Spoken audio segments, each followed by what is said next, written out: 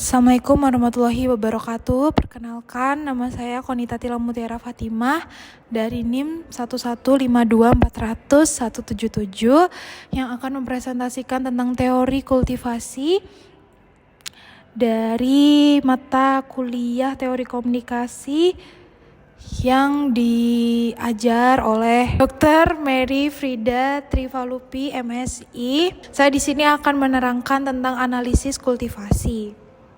Oke, untuk tahap pertama saya bakal menerangkan tentang definisi kultivasi.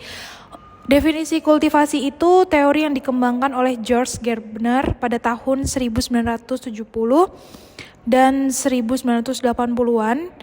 Teori ini menanamkan atau menciptakan pandangan terhadap dunia walaupun kemungkinan tidak akurat tetapi menjadi realitas hanya karena orang-orang percaya pada realitas tersebut. Jadi teori kultivasi ini dikembangkan berdasarkan suatu perkembangan teknologi juga, dan salah satu yang kita bisa ambil yaitu dari televisi, begitu. Lanjut, definisi kultivasi menurut Signorelli dan Morgan pada tahun 1990. Menyatakan bahwa analisis kultivasi merupakan tahapan lanjutan dari paradigma penelitian tentang efek media yang sebelumnya dilakukan oleh 1. Proses institusional dalam produksi isi media. 2. Image atau kesan isi media. Yang ketiga, hubungan antara terpaan pesan televisi dengan keyakinan dan perilaku khalayak. Nah, di teori ini menurut Signorelli ini itu dia lebih dominan untuk menerangkan tentang produksi media di teori kultivasi tersebut ini. Jadi dari kesan image media tersebut yang dikembangkan, jadi kayak ketika kita menemukan suatu media, terus bagaimana media ini mengembangkan, terus kesannya seperti apa, terus cara merangkainya seperti apa. Lalu juga yang ketiga ada poin di mana hubungan antara terpaan pesan televisi. Jadi setiap televisi itu kita mempunyai suatu pesan yang bisa kita ambil. Contoh, kita tahu di sini kayak banyak banget berita di televisi kan. Nah, itu tuh berita bukan cuman berita yang kita bisa ambil dan simpulkan, tapi itu juga ada pelajaran yang bisa kita realisasikan, juga bisa kita kayak telaah untuk pesan dan kesannya, karena itu emang kayak suatu hal yang perlu kita pertimbangkan juga untuk ke depan. Jadi sehingga ketika kita memiliki kita nih nonton televisi nih, jadi di situ kita bisa mempunyai pandangan kayak kita tuh harus apa ya setelah ini, terus kayak apa ya kira-kira yang bisa kita ambil dari sebuah teori ini gitu. Jadi kita nggak semerta-merta ngelihat berita terus kayak kita lihat kayak cuman mengambil di bagian poin A, tapi kita juga harus paham poin A bagaimana, poin B bagaimana, dan di situ bisa disimpulkan seperti kayak misal ada beberapa oknum A dan B itu kan pasti berbeda pendapat. Nah, itu kita tuh bisa kayak realisasikan, kita bisa mikir lagi, kita bisa pertimbangkan seperti itu. Jadi kita punya gambaran dari televisi ini. Lanjut untuk prinsip teori kultivasi. Di situ prinsip dibagi menjadi 2. Yang pertama, efek menonton TV lama akan membentuk persepsi mengenai realitas sosial bahkan budaya di sekitarnya. Yang kedua, efek TV memiliki dampak jangka panjang lebih kecil dan tidak langsung, namun bersifat kumulatif dan signifikan. Jadi,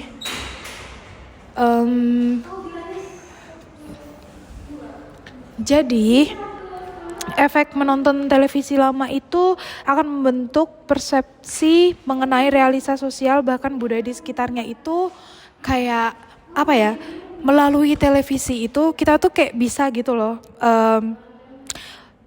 membentuk suatu persepsi. Yang aku tadi bilang pertama, yang aku senggol tadi di pertama adalah ketika kita melihat, contoh kita ngeliat berita.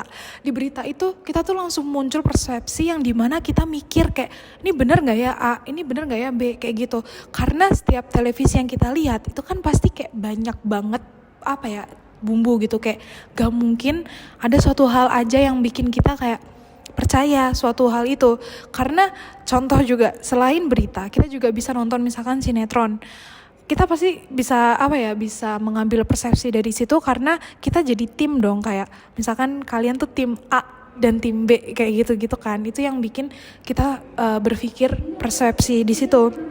Jadi persepsi itu bisa mempengaruhi budaya juga. Kenapa? Karena ketika kita berpersepsi, pasti kita nggak mungkin satu orang doang dong. Pasti kayak kita ngajak banyak orang gitu untuk berpersepsi itu.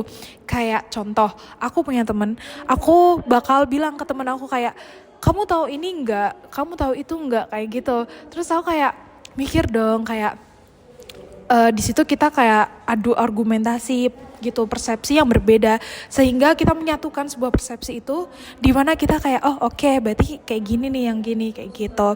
Kurang lebihnya seperti itu untuk yang prinsip pertama. Untuk prinsip kedua itu ada efektivi memiliki dampak jangka panjang lebih kecil dan tidak langsung, namun bersikap kumulatif dan signifikan. Emang menurut aku sendiri pribadi, dampak televisi itu menjadi sebuah dampak yang menurut aku tuh signifikan. Karena dengan kita nonton, jangankan televisi, dari semua sosmed juga, ketika kita nonton sebuah sosmed nih, kayak contohnya sekarang yang beredar ini, kita ambil contoh selain TV ya, misalkan TikTok gitu, itu pasti kayak udah munculin persepsi ke kita yang kayak gini lah, kayak gitulah. Itu tuh kayak dampaknya emang secepat itu. Karena apa? Karena emang media sosial ini menurut aku kayak secepat itu untuk mengambil sebuah hati manusia, apalagi ya, kayak logika, apalagi as a Gen Z zaman sekarang, dimana kita itu lebih sering disetir di media sosial. Kenapa? Karena beberapa prinsip dan segala macam yang kita tanamkan di sosmed itu tiba-tiba kayak bisa aja kita tuh kayak langsung tim ini, tim itu, terus kayak kita juga bisa menyimpulkan kayak gitu-gitu. Sehingga kayak di situ saya mikir kayak berarti segampang itu ya kita tuh bisa terkontaminasi, sehingga ya kurang lebihnya kita harus teliti dalam itu. Karena itu dampak sosmed tuh emang secepat itu. Kalau zaman dulu kita bisa ambil di televisi. Kalau sekarang kan media sosial banyak ya. Cuman karena di sini adalah kultivasi itu mengarah ke televisi, jadi kurang lebihnya seperti itu. Apalagi sekarang tuh banyak banget ya kayak berita-berita nih yang kayak beredar kayak sekarang. Ya kalau berita kayak sekedar liputan dan segala macam it's okay ya, tapi sekarang kan banyak banget nih berita gosip-gosip kayak berita hot kiss dan segala macam. Itu juga kayak dampaknya tuh benar-benar sangat cepet yang bikin masyarakat tuh langsung boom gitu. Apalagi sebagai orang tua zaman sekarang yang suka nonton televisi dan mereka kayak suka liatnya tuh kayak sukanya lihat kayak suka lihat gosip-gosip nih terkait artis misalkan. Itu pasti dari satu persepsi, terus kayak misalkan ini kita ambil contoh aja. Ibu-ibu suka belanja nih. Terus kayak ya udah cerita gitu ke teman-temannya, kamu tahu enggak sih Ivan Gunawan bla bla bla kayak gitu-gitu. Jadi emang dampaknya tuh sesignifikan itu. Itu masuk ke teori untuk prinsip kedua. Jadi kurang lebih penjelasannya seperti itu. Lanjut, asumsi kultivasi. Di sini dibagi menjadi 3, yaitu 1, televisi memiliki perbedaan yang sangat penting dan mendasar daripada bentuk media massa lainnya. 2, televisi membentuk cara berpikir dan relasi masyarakat kita. Dan 3, pengaruh televisi itu terbatas. Oke, aku bakal jelasin yang pertama. Televisi memiliki perbedaan yang sangat penting dan mendasar daripada bentuk media massa lainnya. Itu benar. Karena kalau misalkan televisi, let's say kita bertemu, nggak bertemu, cuman kita kayak melihat di layar sosial media kayak gitu, terus ditampilin di televisi kan. Nah itu dimana kita tuh kayak kayak secara nggak langsung kita tuh bicara, cuman virtual. Nah sekarang kan ada nih aplikasi kecilnya yaitu YouTube nih, biasanya diisi seperti podcast kayak gitu. Tapi kalau televisi ini kan banyak ya, ada bukan cuma berita, kayak banyak hiburan lainnya juga. Jadi kurang lebih itulah poin plus di televisi ini dibanding media massa lainnya. Lanjut yang kedua, itu televisi membentuk cara berpikir dan relasi dalam masyarakat kita. Setuju banget seperti yang tadinya aku bilang, kalau televisi emang bikin kita kayak berpikir kayak gimana ya, kayak bener-bener udah ngecuci otak kita. Karena zaman dulu tuh sebenarnya televisi dan HP itu lebih cepat HP, karena kalau misalkan HP kan kita bisa Facebook, TikTok dan segala macam. Tapi untuk orang zaman dulu, apalagi zaman modern, lebih suka pakai televisi. Nah, sekarang pun televisi itu juga udah makin canggih kan, udah bisa diisi YouTube. Jadi di mana berita ini makin menyebar luas gitu di televisi ini, sehingga bisa mempengaruhi pola berpikir masyarakat gitu. Terus 3, pengaruh televisi itu terbatas. Mungkin menurut saya pribadi, pengaruh televisi terbatas karena dia kayak cuman beberapa oknum yang ngerti. Karena ya itu tadi yang saya bilang, kalau misalkan kita di sosmed lainnya itu kan kebanyakan Gen Z ya, kalau misalkan ini itu kebanyakan masyarakat modern kayak gitu, sehingga kita paham kayak televisi itu berarti terbatas ya, karena kan gak semua orang juga sekarang punya televisi kayak gitu. Cuman untuk perputarannya emang cepat banget untuk masyarakat yang modern seperti itu. Lalu ada 4 juga tahap proses kultivasi, yaitu 1, penciptaan pesan atau message production, lalu distribusi pesan yaitu message distribution, lalu penerimaan pesan yaitu message reception, lalu efek kultivasi atau kultivasi efek. Seperti itu kurang lebih 4 tahap proses kultivasi. Jadi pertama tuh penciptaan pesan dulu nih, terus didistribusikan, lalu diterima, setelah itu baru di efek kultivasi. Jadi kayak setelah diterima baru kita tahu nih efeknya apa setelah ini, seperti itu.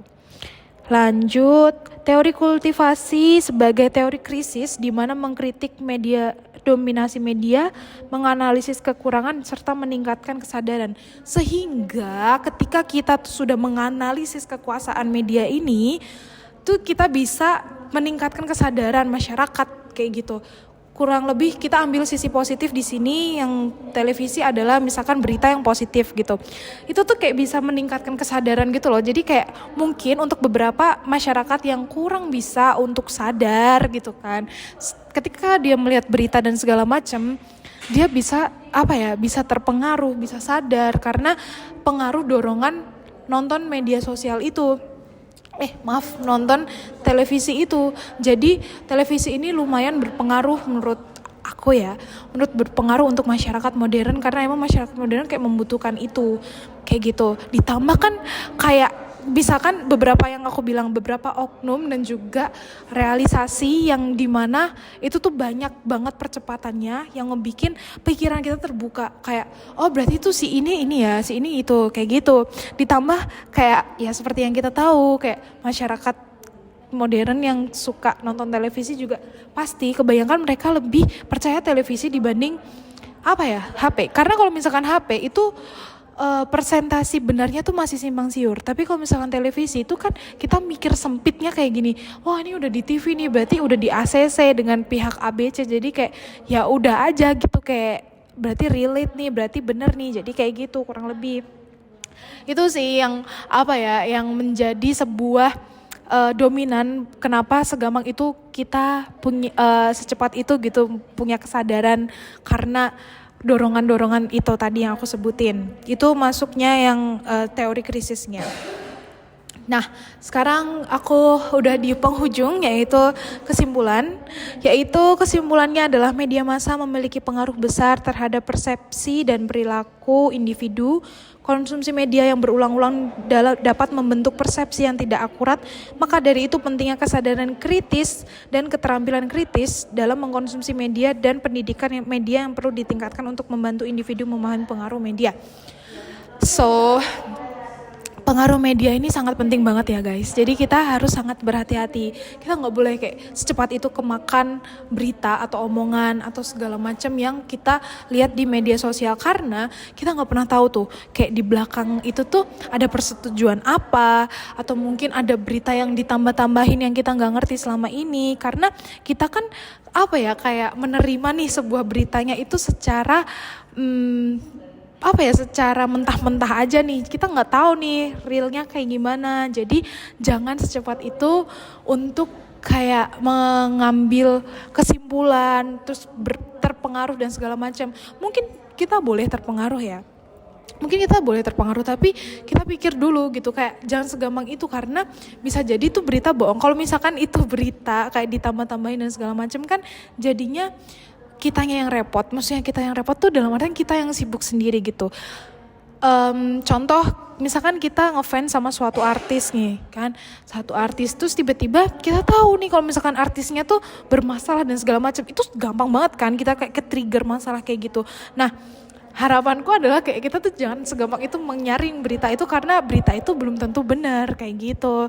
Karena semua berita pasti ada yang ditambahin, ada yang dikurangin. Karena itu kan termasuk untuk menarik khalayak nih. Jadi buat kita khalayak masyarakat jangan mudah tertarik dan tertipu dengan berita-berita yang bodong kayak gitu. Jadi kita harus menyaringnya dengan baik. Kita juga harus mengambil nih sisi positif dan negatif. Kalaupun itu berita banyak negatifnya, ya kita ambil sisi positif yang bisa kita terapkan di kehidupan kita.